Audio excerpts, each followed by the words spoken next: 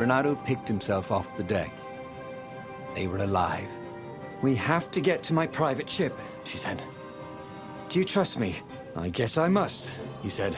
You go on ahead. Clear the path, she said. I can't kill my own soldiers. He wanted to say that he didn't trust her, that he had no idea what he was getting into. But he had no choice, did he? He was following his heart. That's what it means to be a hero. You had to follow your heart.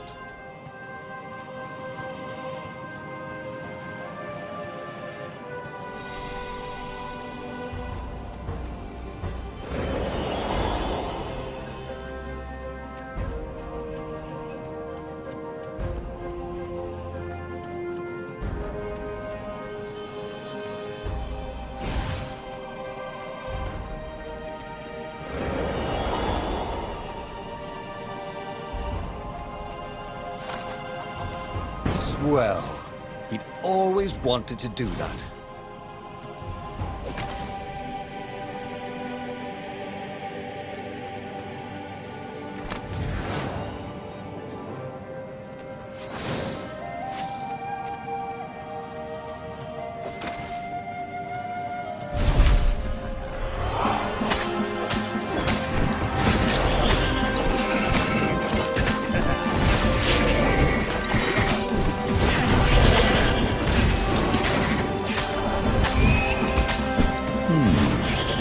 Where did that go to?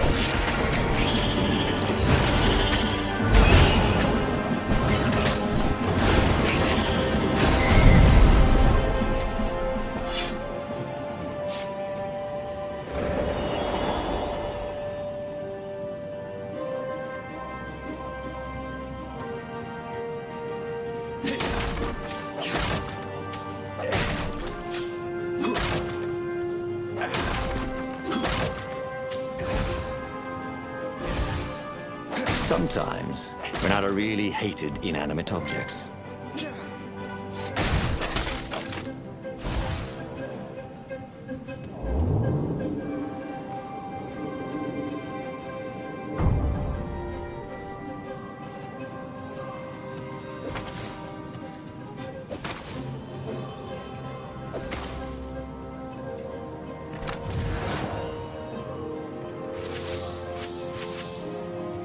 He wished there were more pylons he could use the hook on.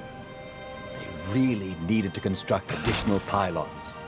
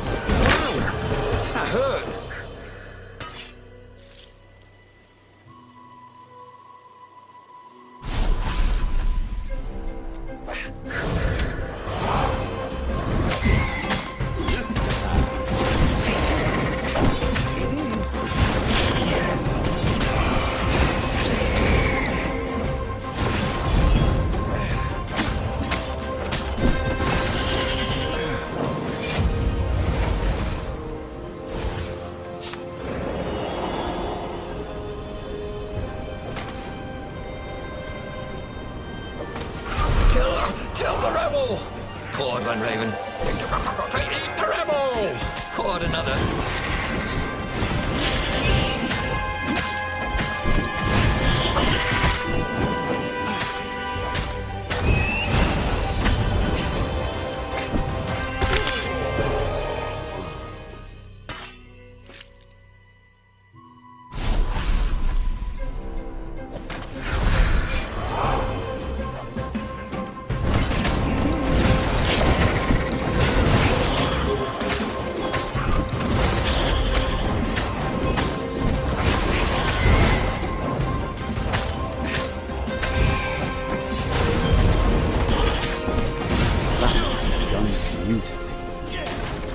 Bard when you needed one.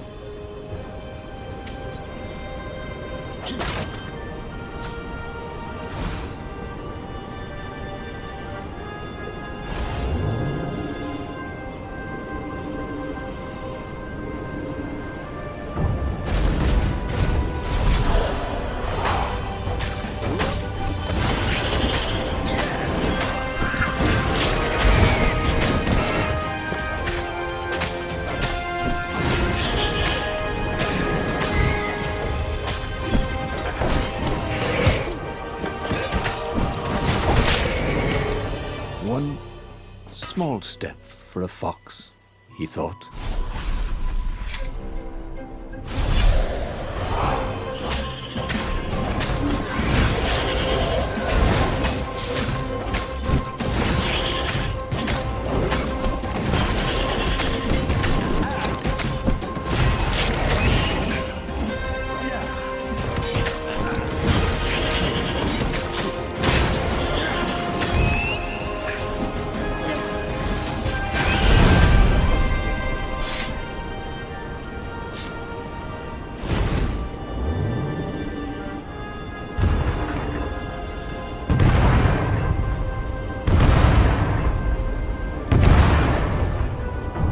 Paused to catch their breath. It was strange to be so close to her. "What are you thinking?" he asked. "I'm trying very hard not to think." "Me too," he said. Up ahead, he could see the thin silver of Zenobia's personal ship. It looked fast. They would leave all this behind.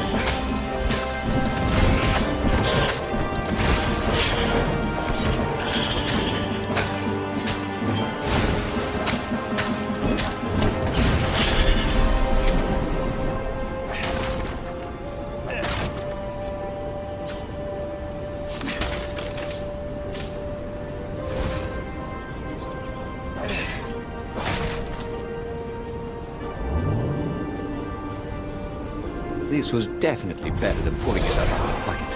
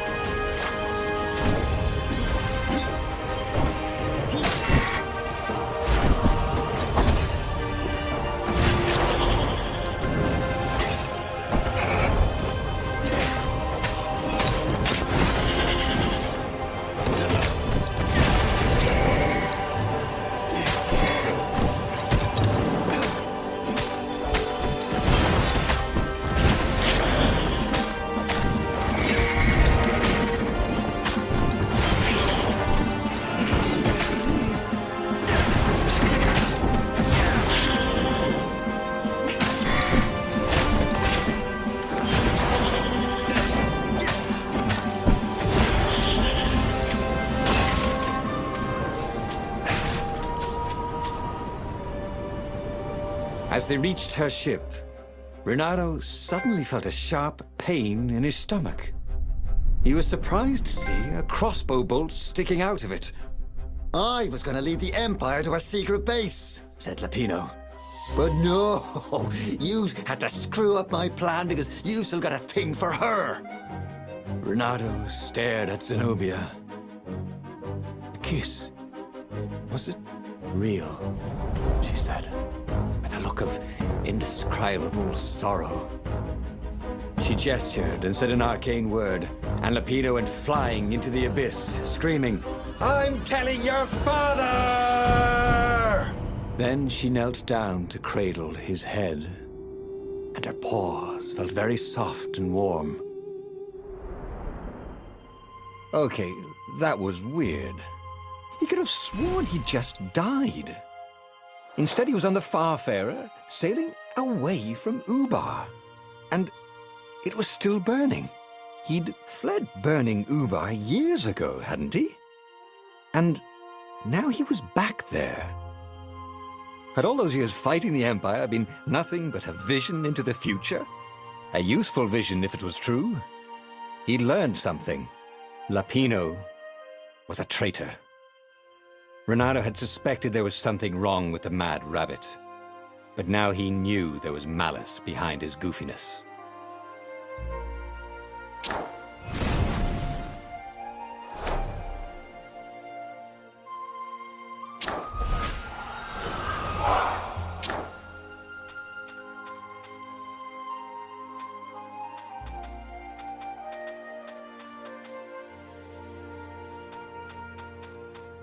He'd made bad choices. But now, when the real battle came, he wouldn't make those choices. He wouldn't make the same mistake twice. The book's pages began to flip backwards, towards the beginning. And he realized that his adventure was just beginning. The clouds parted over the Isles of Boreas. It was time to choose. The rebellion was in trouble. Ravens were scouting for the secret rebel base. They needed a game-changer. Pieces of the Sky Ripper had surfaced. Or so a scholar in the mountains had told him. Surely the weapon that banished the lost gods could defeat the Emperor. Also, a temple had risen out of empty desert. The Emperor had brought the Sky Ripper pieces up out of ancient burial by his obscene rituals. Could this be where the Iblis stone was hidden? Someone better get it before he does, thought Renato. And also, his old friend Lapino needed rescuing. Of course, Renato had a pretty strong suspicion that Lapino had betrayed the rebellion. But could Renato really leave an old friend to the Ravens?